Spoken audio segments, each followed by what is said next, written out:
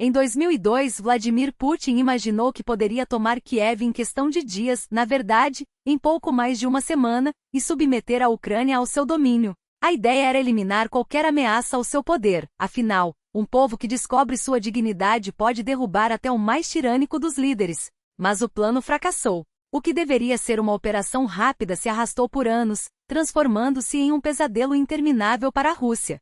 12 anos se passaram, vieram 2020 e 2023, e agora 2024. Uma guerra que prometia durar no máximo 2 semanas se tornou uma tragédia sem fim, esgotando recursos, ceifando vidas e deixando um rastro de luto em famílias inteiras. E não são apenas os ucranianos que sofrem. O povo russo também paga um preço alto, seja nas cidades bombardeadas, seja nas consequências econômicas que corroem o dia a dia. Não se trata aqui de apontar culpados ou debater responsabilidades internacionais. O foco é outro: como a Rússia vive essa guerra, como o humor da população está mudando e o que isso significa para o futuro do conflito. Afinal, a disposição dos russos em apoiar ou tolerar essa guerra determinará por quanto tempo ela se arrastará, quantos ainda serão enviados para lutar e, no fim das contas, qual será o desfecho de tudo isso? A realidade é que a guerra deixou de ser um assunto distante para muitos. Quem antes acreditava que o conflito não passava de uma aventura de Putin, hoje vê sua cidade sob ataque, seus entes queridos mortos ou desaparecidos, e sua economia desmoronando. Lugares como Shebekino e Sudza, que antes eram apenas nomes no mapa, agora são sinônimos de medo e destruição. A normalidade se despedaçou. Não é mais possível ignorar que a guerra invadiu a vida de cada cidadão, afetando desde o preço do pão até a segurança de suas casas. E é justamente essa mudança que está redefinindo a opinião pública. Antes, muitos russos adotavam uma postura de indiferença. Não é comigo, não me diz respeito. Hoje, porém, cresce o número daqueles que clamam pelo fim da guerra, não importa o preço. Pesquisas recentes revelam uma tendência clara: a população não quer mais vitórias ou conquistas territoriais. Quer, simplesmente, que tudo acabe. Quando questionados sobre o que prefeririam, a libertação de territórios ocupados ou a retirada das tropas, a maioria não hesita em escolher a segunda opção. Os dados não mentem. Em 2023, após o choque inicial da invasão e a estabilização de uma economia que se adaptou à guerra, muitos acreditavam que a situação estava sob controle. A propaganda estatal reduziu o tom, a inflação deu uma trégua, e a produção de armamentos disparou. Até mesmo o caos interno, como a rebelião de Prigozhin, parecia superado. Mas a ilusão de normalidade não durou. Com a campanha presidencial de 2024, figuras como Boris Nadezhdin e Ekaterina Donskaya trouxeram à tona o debate sobre a paz, dando voz a um sentimento que muitos já carregavam. E os números refletiram essa mudança. Em 2024, o apoio à guerra caiu para 55% a 56%, enquanto a disposição para retirar as tropas da Ucrânia atingiu 49%, um recorde. O que explica essa virada? A resposta está no cotidiano. A guerra não é mais um tema abstrato, discutido em noticiários distantes. Ela se infiltrou nas preocupações diárias. O aumento dos preços, a dificuldade de pagar as contas, o medo de perder o emprego, a incerteza sobre o futuro dos filhos. Para muitos, a lealdade ao governo e a tolerância à guerra estão se esgotando. E o fator econômico é decisivo. Quanto mais difícil fica a vida, menor é o apoio ao conflito. Em setembro de 2024, 27% dos russos afirmaram que sua situação financeira piorou, um salto em relação aos 15% de 2023. Entre esses, o apoio à guerra despenca para 43%, enquanto entre os mais estáveis ele chega a 56%. E não é só isso, 75% dos entrevistados disseram que eles ou alguém da família enfrentaram dificuldades financeiras nos últimos meses. A guerra, que antes era normalizada ou ignorada, agora é sentida na pele. E quando a realidade bate à porta, até os mais indiferentes começam a questionar. O que antes era tolerado, hoje é insuportável. A Rússia não é mais a mesma, e o povo também não. A pergunta que fica é: até quando o governo conseguirá sustentar essa guerra diante de uma população cada vez mais cansada e desesperançada? O tempo dirá, mas uma coisa é certa: a maré está virando. A contrair empréstimos. Em 2022 e 2023, os entrevistados que recorreram a créditos por enxergarem uma chance de melhorar suas condições de vida mostraram-se mais favoráveis à guerra. 56% deles apoiavam o conflito. Curiosamente, essa oportunidade de melhora era mencionada com mais frequência por famílias que tinham parentes mobilizados para o fronte.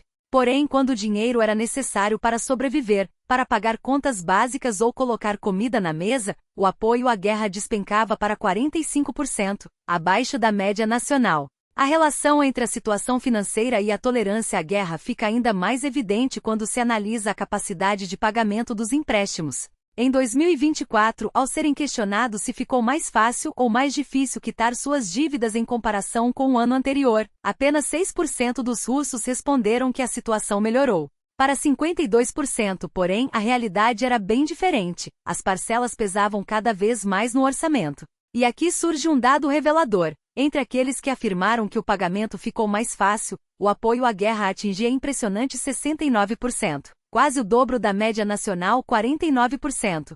Já entre os que enfrentavam dificuldades para honrar seus compromissos, apenas 30% ainda defendiam o conflito. À medida que cresce o número de famílias com parentes nas frentes de batalha, a percepção da guerra também se transforma. Em 2022, apenas 20% dos russos afirmavam ter alguém próximo envolvido nos combates.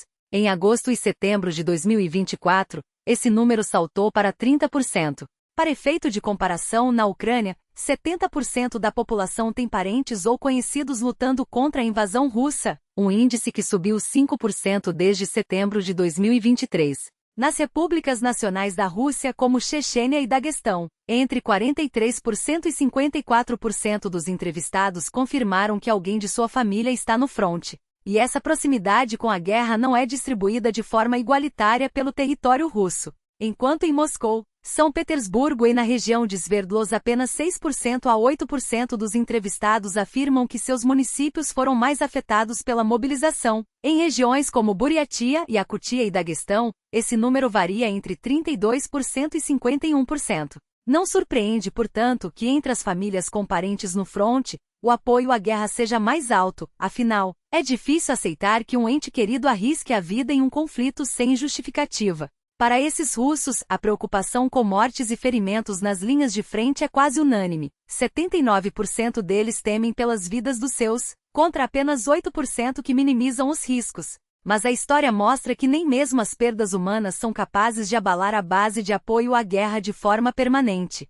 Após eventos dramáticos, como ataques terroristas ou mobilizações forçadas, a rejeição ao conflito pode até aumentar temporariamente, mas logo volta aos patamares anteriores. Um exemplo claro foi a reação aos atentados em Crocus City Hall, em março de 2024. A propaganda estatal agiu rápido. 37% dos russos culparam o Ocidente e a OTAN, enquanto 27% apontaram a Ucrânia como responsável. Apenas 9% atribuíram a autoria a grupos terroristas islâmicos.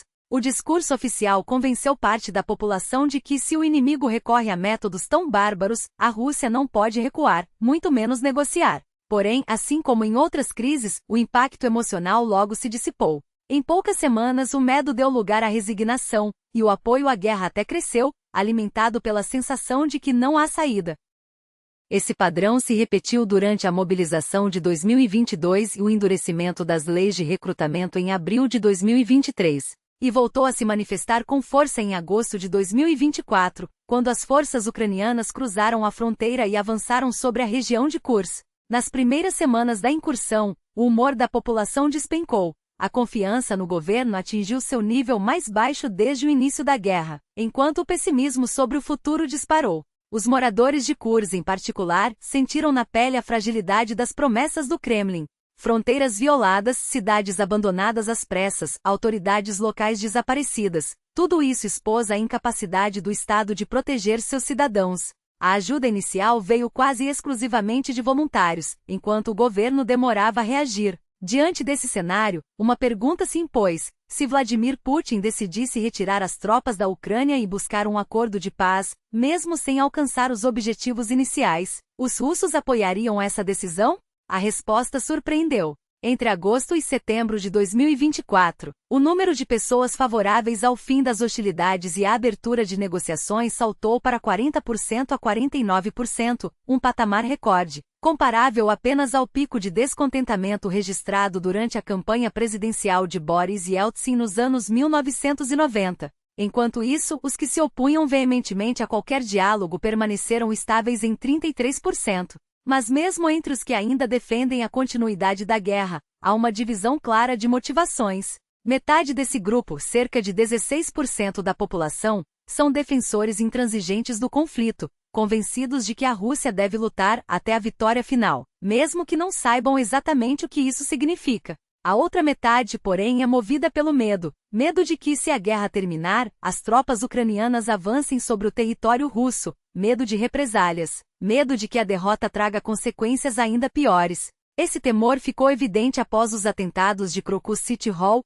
quando o apoio à guerra subiu temporariamente para 44%, impulsionado pela narrativa de que o inimigo não poupará ninguém. O avanço ucraniano em Kursk foi um golpe duro na imagem de invencibilidade das forças armadas russas. Para muitos cidadãos, ver tanques inimigos cruzando a fronteira e ocupando cidades russas foi a prova definitiva de que a máquina de guerra do Kremlin não é tão poderosa quanto a propaganda faz crer. E esse é um dos pilares que sustentam o apoio ao conflito, a crença de que a Rússia está vencendo. Em fevereiro de 2024, 74% dos russos que consideravam as ações militares bem-sucedidas apoiavam a guerra. Entre aqueles que não viam progressos, esse número caía para 35%. A invasão de Kursk, portanto, não apenas abalou a confiança na capacidade defensiva do país, mas também expôs a fragilidade das narrativas oficiais. O que os russos querem, afinal?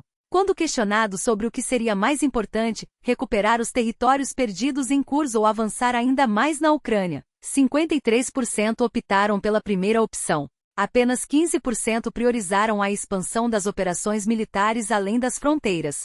Esse consenso revela algo fundamental. Mesmo entre os apoiadores da guerra, há um limite claro. A maioria não está disposta a sacrificar mais vidas e recursos em nome de conquistas abstratas. O que eles desejam, acima de tudo, é segurança, algo que o governo não tem sido capaz de garantir.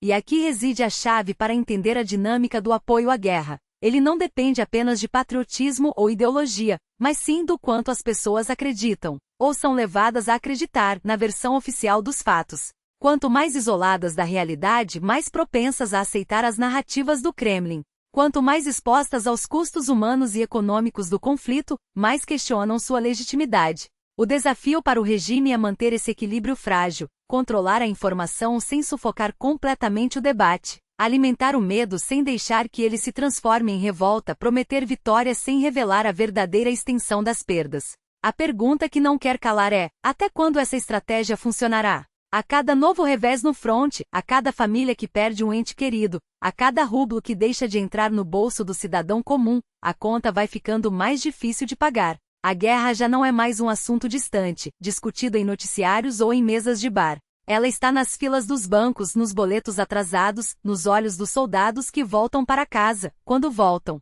E quando a realidade bate a porta, até os mais leais começam a duvidar. O tempo dirá se o Kremlin conseguirá adiar o inevitável ou se, mais cedo do que se imagina, a maré finalmente virará. Os apoiadores, é claro, ainda resistem entre os meus seguidores. Mas não acredito que com o tempo eles deixarão de existir. Afinal, no meu canal, eu mostro a realidade crua do fronte, as perdas humanas que a Rússia vem acumulando, o preço absurdo de cada metro conquistado. E para que eu possa fazer isso de forma ainda mais eficaz, você pode apoiar não apenas vídeos específicos, mas o canal como um todo. Um like, um comentário, uma assinatura, cada ação ajuda a impulsionar o conteúdo, especialmente quando você compartilha com quem ainda está preso na bolha da propaganda. Mas se quiser ir além, há formas de contribuir financeiramente. Uma delas é adquirindo uma VPN, não necessariamente a que eu recomendo, mas qualquer uma que permita driblar a censura e acessar informações sem filtros. Imagine um parente, um amigo, alguém que ainda acredita nas narrativas oficiais. Com acesso a fontes independentes, ele pode começar a questionar, a enxergar as contradições. E no mínimo evitará que seus filhos ou irmãos sejam enviados para uma guerra que já ceifou milhares de vidas. Se optar pela VPN que eu indico, além de proteger sua privacidade, você ainda apoia diretamente o trabalho do canal. Mas se preferir, há outras formas, assinaturas recorrentes no Patreon ou doações pontuais, todas com links disponíveis na descrição. Agora, voltemos aos dados que os pesquisadores vêm revelando. Um estudo recente do Moscow Times mostra algo revelador. Para a população, o valor das novas terras conquistadas é muito diferente do que o Kremlin tenta vender. Quando perguntado sobre o que deveria ser prioridade em negociações de paz com a Ucrânia, apenas 26% dos russos defenderam a manutenção dos territórios ocupados. Em contrapartida, 56% aceitariam um acordo que garantisse a segurança do país, mesmo que isso significasse abrir mão de conquistas recentes. A diferença é gritante. Para o cidadão comum, a proteção vale mais que a expansão. E essa percepção não surgiu do nada. Nos primeiros meses da invasão, o apoio a gastos militares disparou. Até 40% da população defendia que o Estado priorizasse as forças armadas em detrimento de áreas sociais. Mas com o tempo esse número foi caindo. Não por falta de patriotismo, mas porque a realidade se impôs. A guerra expôs fragilidades e a insegurança cresceu. Hoje, quando questionado se o governo deveria cortar gastos sociais para financiar o exército, a resposta já não é tão unânime. A dúvida se instalou. Outro sinal claro dessa mudança está nas buscas na internet. Desde a invasão de Kurs, termos relacionados à mobilização dispararam. As pessoas procuram como evitar o alistamento, como escapar do recrutamento forçado. E não é por acaso, 78% dos entrevistados em pesquisas do Centro Levada apontam as mortes e ferimentos de soldados como o maior problema da guerra. Nas regiões mais pobres, como Daguestão, Chechênia, Tuva e Buriatia, onde a mobilização atingiu com mais força, esse número chega a 90%. Em Belgorod, a situação é ainda mais dramática. Além das baixas militares, há as vítimas civis dos bombardeios, os deslocados, as famílias destroçadas. E se uma nova mobilização for anunciada? A resistência já é palpável. Quase metade dos russos, 49%, preferiria trazer os soldados de volta e encerrar a guerra, mesmo sem alcançar os objetivos iniciais. Apenas 36% ainda apoiam a continuação do conflito a qualquer custo. E o mais revelador, apenas 8% aceitariam uma derrota suave com concessões territoriais. O resto ou quer vitória total ou não quer guerra nenhuma. Até a visão sobre os desertores mudou. Há um ano, 36% os condenavam e 46% demonstravam compreensão. Hoje, apenas 7% ainda os julgam, enquanto 11% os defendem, e a maioria simplesmente não sabe o que pensar. Afinal, quem ainda se alista? Segundo as pesquisas, 37% dos voluntários o fazem por dinheiro, 24% por dever patriótico e 29% por uma combinação dos dois. Entre os que apoiam a guerra, 32% insistem no discurso nobre, mas 23% admitem que o soldo é o principal atrativo.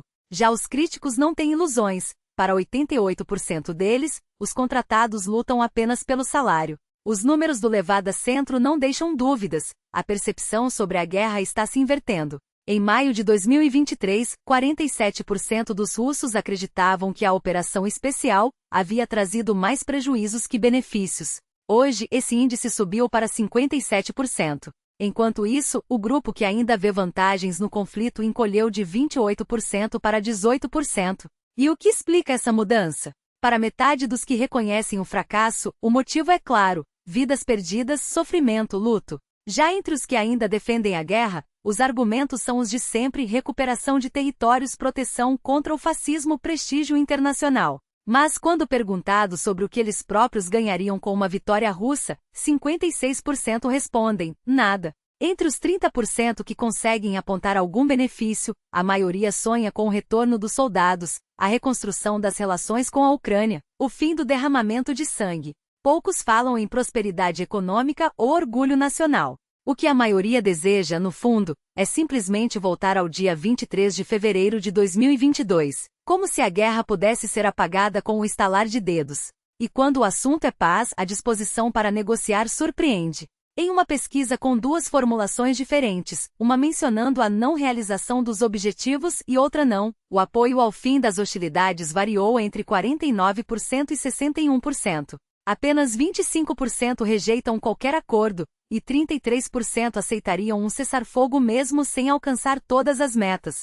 Os 8% restantes são os únicos que ainda acreditam em uma vitória total. Os dados são claros. A sociedade russa está cansada, dividida, mas cada vez mais consciente de que a guerra não trará o que prometeu. Resta saber se o Kremlin ouvirá, ou se preferirá continuar apostando em uma narrativa que já não convence nem a quem um dia acreditou. Nas regiões anexadas, apenas 31% defendem uma posição tão intransigente, enquanto 72% concordam com o fim imediato do conflito, sem condições. O que esses números revelam é um choque entre a realidade dos cidadãos e a narrativa oficial, forjada a ferro e fogo pela máquina de propaganda do Kremlin. Quando confrontados com a brutalidade dos fatos, e não com slogans vazios, até os mais leais à retórica belicista recuam. Afinal, ninguém quer escolher entre avançar sobre o Donbas ou ver suas cidades reduzidas a escombros. Entre a ilusão de conquistas e a dor de perder o que realmente importa, a maioria opta pelo que nunca deveria ter sido negociável: a paz. Mas não se enganem. Esse despertar não é um sinal de clareza absoluta. A guerra deixou cicatrizes profundas, e o regime soube explorá-las com maestria. Ainda ecoam na mente dos russos os mitos de uma Rússia cercada pelo Ocidente, de uma Ucrânia nazista que precisa ser desnazificada, de uma missão civilizatória que justificaria qualquer sacrifício. Essas narrativas não desaparecem da noite para o dia. Elas são como vírus, se adaptam, resistem, sobrevivem mesmo quando a realidade as desmente. A fadiga, o medo e a decepção com os sucessos militares podem ter aberto uma brecha, mas o Kremlin ainda conta com um arsenal de desinformação para manter a população refém de suas mentiras. E aqui está o ponto crucial: mesmo que a Rússia avance mais alguns quilômetros em território ucraniano, mesmo que tome Kurs ou qualquer outra cidade, isso não apagará o que já foi aprendido. A guerra não é mais uma abstração, um jogo de estratégia em mapas distantes. Ela tem rosto, o de soldados mortos, o de famílias despedaçadas, o de uma economia estrangulada pelas sanções. O preço já foi pago e continua sendo cobrado, todos os dias. Como disse um pesquisador, a conta chegou e não há como ignorá-la. Mas por que isso importa? Por que devemos nos preocupar em ampliar o número de russos que rejeitam essa guerra? Não porque esperemos que eles tomem as ruas com faixas e cartazes, como aconteceu em outros momentos da história. Não. O impacto é mais sutil, mas igualmente devastador para o regime. Cada pessoa que se recusa a apoiar a guerra é um voluntário a menos para as fábricas de armas, um recruta a menos para o fronte, um parente a menos pressionando alguém a se alistar. É um elo a menos na cadeia de sustentação do conflito, desde os trabalhadores do complexo militar industrial até os caminhoneiros que transportam suprimentos para as tropas. Quanto mais cresce a demanda por paz, mais difícil se torna para o Kremlin manter sua máquina de guerra funcionando. E mesmo que essa resistência não se manifeste abertamente, ela existe. Ela corrói por dentro. Os dados não mentem. Quanto mais as pessoas sabem sobre a realidade da guerra, menos elas a apoiam. É uma equação simples, mas poderosa. Não é possível conhecer os fatos e continuar defendendo essa agressão. Por isso, o regime trava uma guerra desesperada contra a informação. Por isso bloqueia o YouTube, persegue o Discord, sufoca qualquer fonte independente.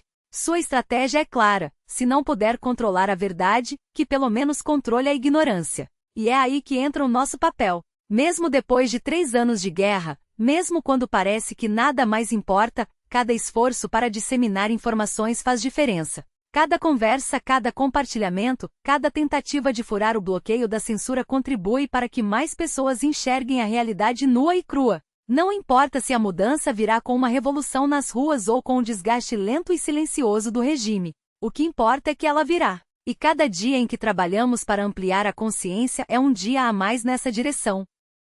A guerra não é apenas um conflito entre nações.